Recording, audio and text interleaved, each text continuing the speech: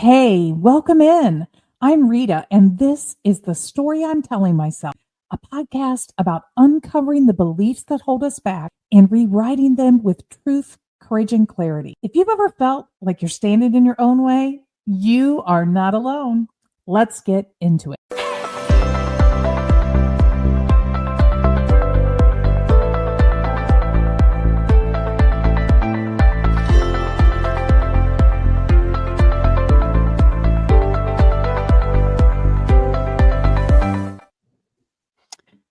Hello, everyone. It's The Story I'm Telling Myself, and it's Wednesday, right? Am I not crazy, right, Misha? It's Wednesday. Today is Wednesday. Okay, great. It is Wednesday as Wednesday it'll be. It is Wednesday. Sometimes the week gets away with us just a little bit. I just have to check myself and make sure I'm not losing my mind. So welcome. Glad you are with us today. I love when you jump in the comments. So if you're here with us live, please come to the comments and say hello to us. And we would love to welcome you to the show. And of course, throughout the show, we want you to drop your questions, your comments, and engage with us in today's conversation. And my guest today is Misha, and I'm going to let her introduce herself to all of you. Go ahead. Thank you, Rita. Hello, everyone. Misha Safran, and I am a keynote speaker, singer-songwriter, author, and leadership trainer. And I'm just delighted to be here to be able to talk about the stories I used to tell myself with Rita and Ignite Extraordinary. Thank you for having me. Yes, it's so good to have you. And it's so good to be here with a speaker friend. So we are both part of the Innovation Women Speaker Group, and it's just so lovely to get to highlight you. Hey, Gary, great to have you here. I know it's evening in the UK. Good evening to you. You probably just finished tea, and so it's great that you are able to join us. I appreciate you being with us. So what was so compelling about our conversation when you and I connected to talk about doing this podcast together was that the visual that came in my mind was a wilting flower. And you said, oh my God, I wrote a song about my experience, and that is in the lyrics. So we got to catch everybody else up. Tell everyone who's listening the background story here about how you came to this moment where you felt like a wilting flower. Yeah. Whew. So in 2013, I had a life-changing accident. And in 2014 was finally diagnosed with a condition that is basically not curable. And in the same year, my dad, my bonus mom, and my birth mother were all diagnosed with cancer. I was using a cane, a walker, and even a wheelchair. I was depleted, I was exhausted, and I truly felt like the joy had been completely sucked out of me. And honestly, I thought it had been sucked out of me before my mom's diagnosis. And then when my mom was diagnosed, I thought, does the universe even think I have more joy left? And I felt like a wilting flower. Yeah, like the world is just crumbling. Like it just, I can't even imagine. Like the first domino falls, and then the next one, and you think, well, we got to be done now. And then the next one comes, and then the next one comes. And so, I know I have a really strong internal critic that, just sounds off all the time in my head. And I'm just curious to know, what did you have sort of despair stories that were rolling in your head about this time? Absolutely. I was a single mom. I was raising 3 boys, and the despair stories were, I don't want my boys to have to take care of me. And yet they did. Despair stories were, I don't want to lose my ability to do my passion, which at the time was teaching. I was a teacher and loved my middle schoolers, high schoolers, community college students. I loved teaching. And I ended up losing that. So it's almost like all of the things I despaired came true. They talk about the self-fulfilling prophecy. prophecies, right? Right. And so, yeah, I had suicidal ideation, definitely struggled with depression my whole life. And, with one thing after another, it felt like, it's kind of a weird thing to say, but life was lifing. And with life came death. And so when I lost my mom at the end of that year, it was almost like, I can't despair anymore. She wouldn't want me to despair. I need to find something else. But the despair was real. I had a lot of that. Were you telling yourself something like, um, what did I do to deserve this? Like you felt like you were being punished? Or Oh, was yeah. it more something like, I'm being tested? Like how did your internal narrator receive all that was happening to you? All of those stories. I'm being punished. I don't deserve this. I would think I would have these like, but I've had good karma. Like, what's going on here? Yeah, I put all this good Um, stuff in the world. How could all this be happening to me? So this because I am a karma person too. So I find myself thinking, what did I do to deserve this?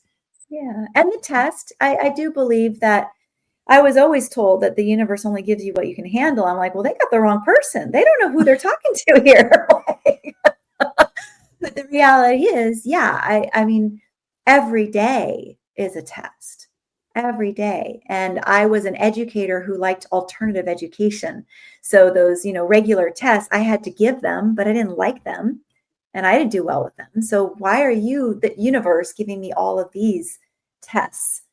And I don't know if it was to teach me to like tests or just teach me to realize that there's always learning. I'm a masterpiece in progress, and even a wilting flower can still soak in the sun's rays from time to time. Even a wilting flower can drink the nutrients from the soil, and get back up again. Yeah, the visual of my head about the wilting flower, the flower is wilting under the enormous heat of the day, right? But when the sun sets, there is this period of time of when that intensity is no longer there, where there is this brief moment of reprieve. And did you feel like you were finding those, and were you living for those moments of reprieve, or did you just feel like you were baking in the sun nonstop? Well, it's interesting that you use that reference, baking in the sun, because the song we referenced earlier that has this wilting flower in it is called Solar Powered. Oh, And so wow. I felt like when it was sunny, I actually would thrive more, because the rain and the change in the weather would completely debilitate me. So I wanted to bake in the sun. But I did feel reprieve. I'm someone who's often and more than often seen the cup halfway full, but also really seen the cup overflowing. And so I've managed to find ways to create my joy, which then would build my resilience to deal with the shoes dropping and the storms storming and the challenges challenging. This feels like a really good time to share some of the song. I don't know if you want to read the lyrics, if you want to sing the lyrics, but your lyrics are so powerful. I actually haven't heard the tune that goes with them, but the lyrics are incredible. Do you feel like sharing some of that right now? Yeah, yeah. So absolutely. Let me grab that. And my computer was acting up. So I think I can get it now. Um, so the story is really about the way, again, it's called Solar Powered. This is an original that I wrote. And it's about how the sun's power really fuels me. And so, what is it like when you first rise? Your light comes out to greet me, sharing your beauty and power, helping me write my song, giving me hope to blossom and radiate your love. What is it like when you touch the sky? So now it's up in the sky, right? You gently reach to hold me, giving me strength by warming this pained and weakened frame. caring so deeply to help me endure this ongoing storm. You bring me back. You keep me going. I look to you. I'm solar powered. You are my star. And then the phrase where the wilting flower is, then it's a bridge. Then I wilt like a flower who cannot drink, and I fall like a bird who's lost her wings, and I stop like a heart that cannot breathe. I cannot grow. I am not free. This pain is killing me. And it goes on, but that's the gist of it. Wow. And I mean, for those words, songs are a form of poetry, right? For that to be what came from your heart and from your soul. I mean, this was a very difficult place in your life. Talk us through that solar powered piece. How did you find the brighter rays to cling to? And how did you start to shift some of that internal story within yourself? Yeah, well, I hate to say that it was my mom's death that liberated me to some degree, because I was her primary caregiver for quite a while. And one of the things that I realized, and I shared this the other day in a presentation, that I was really just sitting there watching her die day after day, and inside feeling like I was dying, because physically, emotionally, I was really torn apart. And I looked out the window, and right outside the window was a hummingbird just hovering right there at eye level. And it Wow. looked at me as if it was saying to me that I'm okay, that there are still things to appreciate, there's still joy to be held. And I turned around, and there my mom was sitting up in her red heart pajamas, and she had her hats and her wigs all around her. And she's like, I don't know which one to wear. And I've all of a sudden got this idea. Let's do a photo shoot, like Vogue. I'll be your paparazzi. You be the supermodel. And we just laughed. And from there, it went to Uh, another experience of, let me get you your medicine, but let me get you a lime and some salt, and let's make it a mocktail, and then let's dance. We can only do it for 30 seconds. But so I started to build I felt rejuvenated from this hummingbird's mm, message of like, there's more here. Don't get stuck in the pain, because then that's all you have. But if you are willing to let or even create that joy, then you can handle the pain. And, so she passed away a few weeks later, and that was in 2015. And in 2020, I've been building and building and building. And, everybody, we know the world shut down in 2020. But I was at a point now where I was focused on not only encouraging and embracing my own and cultivating my own joy, but helping others do the same. I haven't used a cane or a walker in 4.5 years. it's phenomenal, right? Yeah. Yeah. And So the why? joy is, Tell us why. What happened? Because it was not just the physical. The no. battle was mental, right? Mhm. And the preview we gave about this is around self-empathy. So you found the space with your mother where you realized that you could die every day with her, or you could bring life to her Well, every remaining day. And you chose the latter. And yeah. then we all go through our grief at the loss of the people we love. Yeah. How did you come out on the other side, deciding to take that learning and apply it to yourself? It was a huge level of commitment. I really had to get willing to go see a naturopath, to have acupuncture. I did acupuncture every day for 10 days, and then 4 days a week, and then 3 days a week, and then two. So I was very consistent with renewing my body physically while I worked with a therapist. And I do a lot of work around codependency, a lot of self-healing around codependency, and identifying like, I have to cultivate this for myself. I did a great job cultivating it for my mom in her last weeks, but I had to cultivate it for myself. And it really became consistency, starting to sing again, starting to write the music that was really soothing my soul, and then performing that for others, getting out there, being willing to be boldly visible. And then also, and you mentioned earlier, that self-compassion and empathy, knowing that if I can't go somewhere today, I just have to know that that's not my choice today, because my choice is to heal. So if it meant laying in bed all day, if it meant calling a friend, if it meant just, canceling some clients and just taking care of myself, that's what I started to develop. Was my body and my heart knew better for me what my head knew. My head is like, keep going, you got this, or if you don't do it, you're bad. Like, no, no, no, no, no, no, no. So it was really starting to be this culmination of bringing my head, heart, and gut together and identifying we're all one team. Let's talk to each other on a regular basis.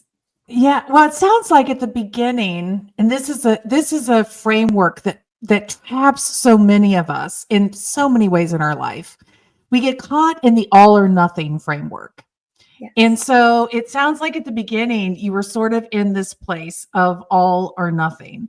So if you couldn't have the rich, full life you had before, right, then you were just sort of stuck. And that's where the depression came in. When you decided that you were ready to start working on the healing, then you gave yourself permission to have those days without allowing them to define what every day had to be. That and letting go of that all or nothing, it's so huge. Yeah, I think a lot of people get stuck in the ways other people define them, or even the way they define themselves. One behavior, one action, one motion, that can't be what defines all of who we are. Right. We are so much more complex than that. We are so much more complex than that. And so, somebody makes a mistake, they show up late to work once, that doesn't mean they're always late. Somebody has, I've had situations, and it's painful to really believe it, but where people have judged me for using my disability placard. They don't know me. They don't know that I only use my disability placard when I really need it. I don't take advantage of the system, but they don't know that. And so they're going to see me, somebody who looks relatively young, somebody who looks relatively able-bodied, and they're going to judge me for using my disability placard. That's their story. I can't take their definitions and assign them to me, because I know who I am. Yes, very good. And it just keeps circling back to Mel Robbins and the let them thing. But you were not the first person. I traveled last year. This coming weekend, I am headed to the World Happiness Summit. Last year, we were in London, England, and then I met a friend who has I'm gonna forget the name of the disease, but it's rheumatoid arthritis. That's what it is. And like you, she looks relatively young and youthful. She is mobile most of the time, but there are times when she can do something for a certain period of time, but then if she overexerts herself, she's going to be down and need that disability placard to run to the grocery store or whatever it might be. And I got to see that firsthand because we were sharing a hotel room and traveling together. And I had only ever seen her navigating that with ease. I had never seen her navigating that in the struggle of when the rheumatoid arthritis flares so strongly. And it is so easy. It's so easy when you're able-bodied to just make up all kinds of stories about that are uninformed. Yeah. My partner often says that I can wear the mask pretty well, but then what's problematic about that is then when I really am in a bad situation, people don't understand, because it's all, for them, it's random. It's all of a sudden. And the truth is I have a very high pain tolerance. And so I will go and go until I can't go. And I'm learning now to not do that as much as I used to. because I used to be afraid that people would no longer invite me to events or things because I kept canceling. And so now I've gotten much better at letting people know, I can't make it this time, but please don't forget about me for next time. I want to be able to participate, and I have to exercise self-care right now. So for anyone who's listening that is sort of in the middle of trying to find their way to self-empathy, can you recall what were some of the internal stories you had to fight that wanted to take away that empathy for yourself and that willingness to accept those limitations? Well, first, I want to address the stories that I didn't tell myself, that the stories that I was fed by many people in the medical system, which is that it was psychosomatic. So it took a year and a half to diagnose me. So by the end of that year and a half, when I did get diagnosed, I was feeling so much relief because there was finally a name to the pain. But it took me a while to believe again that there was something real, because I had been attempted to be convinced that it was all in my head. So oftentimes in the first few years, I had to tell myself, this is real. You're not making this up. This is real. You're not making this up. It's not, people might not believe you right away. People may never believe you because they're not experiencing it. But there were times where I had to say, are you making this up? Are you just trying to get attention? Are you being a victim? Like, I was a pretty harsh critic of myself. And when it came to the day where I couldn't actually get out of bed, I was like, no, you couldn't possibly be making this up. The doctors can't be right about this. And then they weren't. They weren't right. I wasn't making it up. But it took a long time to combat that messaging that I received. Yeah, and that's interesting that you're doing this for attention, that it's an attention-seeking ploy, right? That people, I can see where people would jump to conclusions like that. And gosh, that would work on you.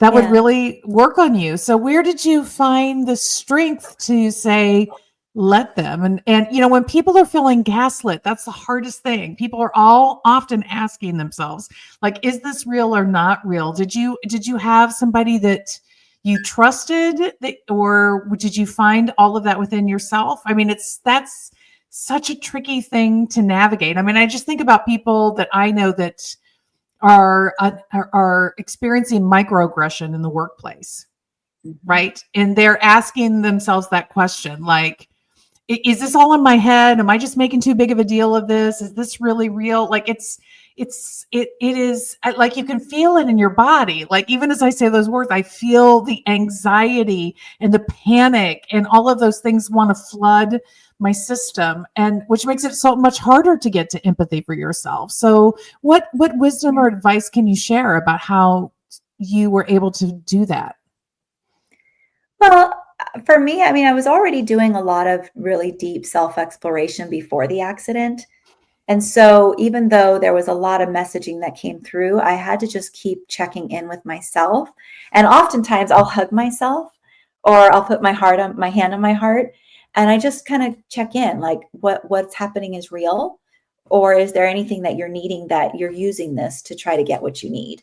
Because it's a human nature thing to try to manipulate or to, get what you want in different ways. And so making myself not bad for, I am wanting some attention, but I am also hurting. So letting it be a yes, and letting it be that I feel this way and I'm not bad because of it. I'm feeling this way and I need support.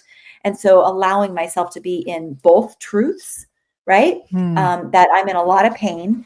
Could I do this by myself? Maybe. Would it be better and easier for the rest of my day if I asked somebody to support me and help me? Yes. Does that mean I'm a fraud? No. It means, like you said about your friend, I'm preserving my energy. And there was a woman, I don't remember the name, I wish I could, who had lupus, who's very similar to, so lupus is similar to fibromyalgia, rheumatoid arthritis, and some other conditions. And she wrote a story called the 12 spoon theory. And it's about deciding how many spoons you have for the day. You have 12, but if you already use 3 spoons to get up and shower and brush and wash your hair, then you only have 9 spoons left. And so it may mean that by 3 in the afternoon, you might have to use your placard. Or it may mean that you have to ask a friend, would you be willing to pick this up from the grocery store for me? So being able to kind of embrace the fact that there's pain, there's loneliness, there's fear, there's anxiety around getting the help I need. And yes, I probably could do some of this on my own, but would really benefit from the help. And I'm not bad for wanting or asking for the help. So it comes back to that empathy, right? That self-compassion. Yes, yes. Well, and I know from both of my daughters, one has been diagnosed with clinical anxiety. The other one has not been diagnosed, but by comparison, I would say she's probably the same. My younger one, the year she was supposed to start kindergarten, my mother-in-law always came for, first day of kindergarten, for pictures and all that stuff, came and stayed at the house and celebrated. We always made a big deal about that. And my younger daughter loves school. She'd been in preschool for years. I mean, she started preschool part-time when she was 2, and she actually wanted to spend extra time at preschool. She wanted the aftercare hours to play with her friends. She loved it because there's 5 years between my girls. So her older sister was in school all day. So she thought she should be in school all day. So it wasn't that she didn't like school, but my mother-in-law said, I think she has a lot of anxiety about going to kindergarten. And so the first day of school, sure enough, she wakes up, she has a fever. So I contact the school and I say, I'm sorry, Sarah will not be at school today. She has a fever. And, there's very strict guidelines. If you've had a fever within 24 hours, you're not supposed to go. So I'm like, so she's not going to be there tomorrow either, because there's no way she's going to be okay within 24 hours. So now she's in, and I think school started in the middle of the week. So it was like going to be 4 days that week. So she's already out for the first 2 days of school. And then it's she's looking better, and then we get to Wednesday evening. It's time to go to bed. She spikes a fever again, so I send the note to the school, and I'm like, she's out of school again tomorrow. She spiked a fever at the end of the day, and I'm worried because if you don't show up, they will give your spot away. Right. So, so it's really important that she not lose her seat in that class, and we have to move to a different school. And so I was like, she's coming. I promise you she is coming. She is just not well. And luckily by Friday, she was, theoretically she wasn't really, but we sent her because we knew at this point it was somatic. It was just how her anxiety was processing inside of her body. And both of my girls are this way. When they are feeling a lot of anxiety, they have stomach aches, they have headaches, they have, and it's a real thing that this connection between mind and body is so strong. So then when you layer on a health issue, a chronic health issue on top of then the combination, I mean, it's a lot. It's a lot to overcome, because it's almost like the double whammy, because both of those things are real and true. Yeah, I think the challenge for me was what I don't do today that I used to do when I got in pain. When the pain would flare, I would panic. How am I going to deal with this? Oh my God, this is too much for me. I don't panic anymore. And so I'm able to breathe through my pain. It doesn't mean the pain goes away, but I'm able to tolerate it and breathe through it and not make it worse than when I panicked. And that's something I've realized just in the last couple of years, having these conversations with people. What did I do? What did I do? Well, interesting. I'm not panicking anymore. Like, I know the pain is going to arise. It's going to hit me. It's going to hit me harder sometimes than I expect. But if I just continue to breathe, then I can maneuver through it. But I want to caution people from labeling folks as psychosomatic. Yes, I can do some things to control how I react to the pain, but the pain doesn't go away. Right. And so to think that, you should be able to get through anything, well, maybe I should, but I choose to do what I can, and I choose to also rest and get the support that I need and not force myself to do everything. Yes, So well, I can attest to, my dramatic. daughter when she had that fever, she couldn't have sat in a classroom. I mean, she was No. lethargic, she was glassy eyed. I mean, it was not like she just didn't feel well. I mean, she had a full blown fever, right? I mean, it was just she didn't belong in a classroom. I mean, I think she began, her sister got to school all week. I think she began to process some of that, but even if some of it is being created by the mind body connection, it's still very real what is happening in your body. It's not like at that point you can think it away. You have triggered a response in your body that has to follow its course, right? These are real connections that happen inside of us. And so you've learned to panic less. And was that a conscious thing? You said you came to realize that. So what is I the didn't story realize that that you that's what I tell was. yourself that helps you to not fall into a pattern of panic anymore? Like, what do you say to Yeah. yourself, or how do you navigate that? So I'll start with the unexpected pains that happen, because that I don't know when they're gonna. I mean, like, it was supposed to rain today, and I'm glad it didn't. I felt the pain building, but when the Mm, rain comes in, the change in the pressure system that completely sends my body into this high intensity pain from fingertips down to my toes, around my neck, my back, and everything. So I knew it was supposed to be raining today. So I had to do a lot of breathing last night to prepare myself for what I might wake up to. Um, but when I don't know, and all of a sudden I wake up, or I'm sitting on the couch and I'm just feeling this incredible flare, I have to just stop whatever I'm doing and take a breath. And then ironically, the next thing is usually to get up and walk around. And that's really hard when I'm hurting so much. But I do it because I know that it loosens me up a little bit, and it'll mm, reduce the pain level. It doesn't take it away, but it'll reduce it. So it's really about telling myself I can do it. Get up, stand up, we can do the fight. It's a song, right? um, you know, stand up, get up, and I just have to stay hopeful and optimistic that that which I know what to do will continue to work until it doesn't, and then I'll have to find something else. But the story that I tell myself is, I deserve to live a really beautiful, healthy, prosperously, positively abundant life, pain free, with patience for myself and others, and to value all of who I am, and that I'm okay, that I should be happy, that I should know my true worth, that I am loving, lovable, and loved.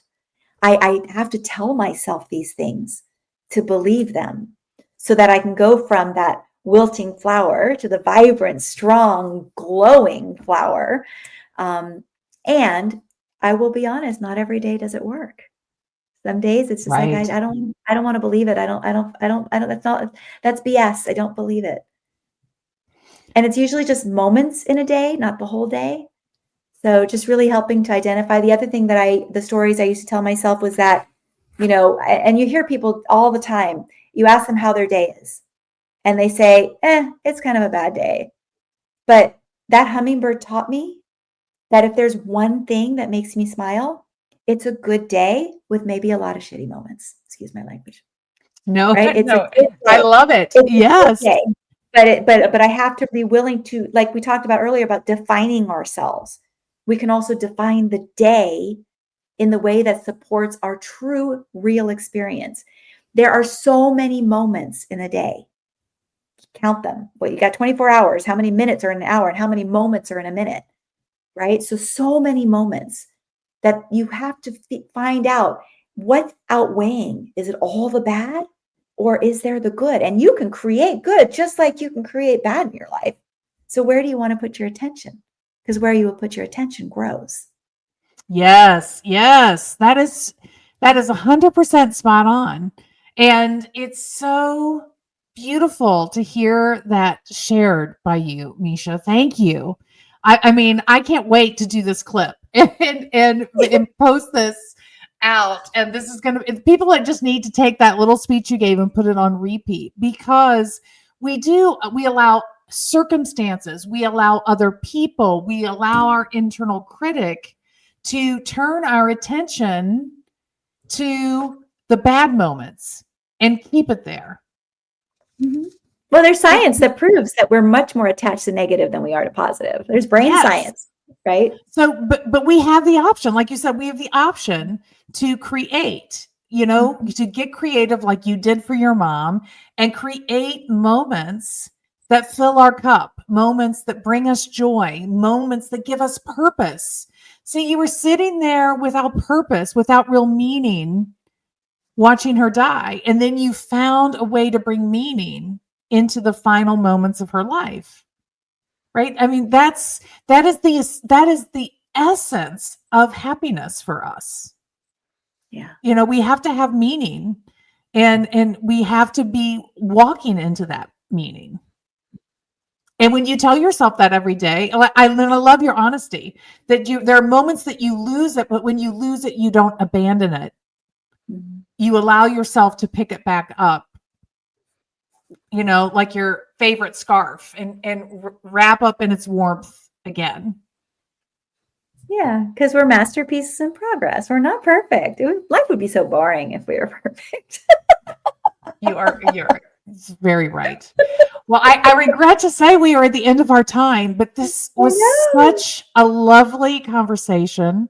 And I am so happy that you said yes. Thank you for saying yes and for sharing this beautiful wisdom with all of us. I know I'm going to have this on repeat for myself. I think there are times whenever you feel, look, if you're listening to this, whenever you feel like I've got to pour into myself today, you got to get this little clip. I'm going to create it for all of us. It'll be out there. You can snag it and put it in your save folder, and you can listen to Misha remind you that you are loved, and that you can love others, and that there is purpose, and that you can bring it into your life every day. Any final thoughts that you want to share before we say goodbye to everyone?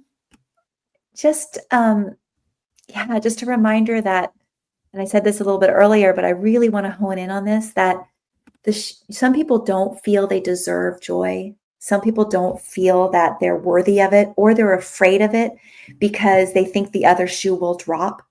And the reality is the other shoe will drop. The storms will keep storming and the challenges will keep challenging.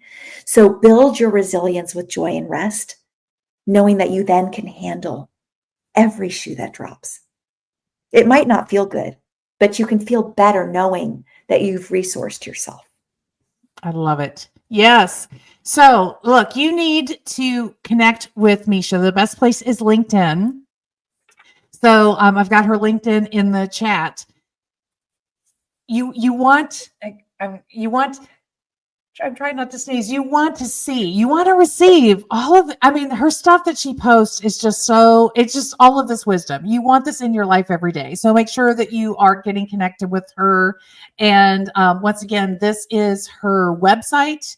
If you're interested in talking with her more, it's another way you can get to her. Thank you for being guest today. I loved having this time with you. For everyone listening, coming up next week on Wednesday, Elisa Juarez, fresh from South by Southwest and the World Happiness Summit, speaking in those two places, is coming here to our show. And she's going to talk about giving herself permission to step into a role of advocating for what she believes in. And I think right now, a lot of us need a little bolster around giving ourselves the permission and the confidence to do that. And then the next day, Thursday at 8 a.m. So Elisa's at 10 a.m. on Wednesday. On Thursday at 8 a.m., Leanne Elliott is joining us from Europe, and she is a psychologist and the host of the #1 business podcast in the UK, Truth, Lies, and Work.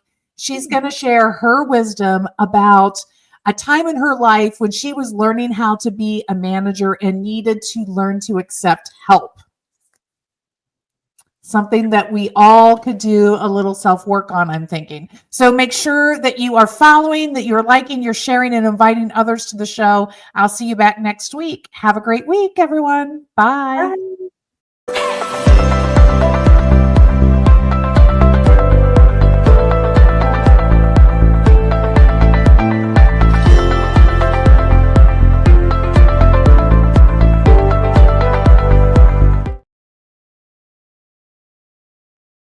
Thank you for joining us on the story I'm telling myself.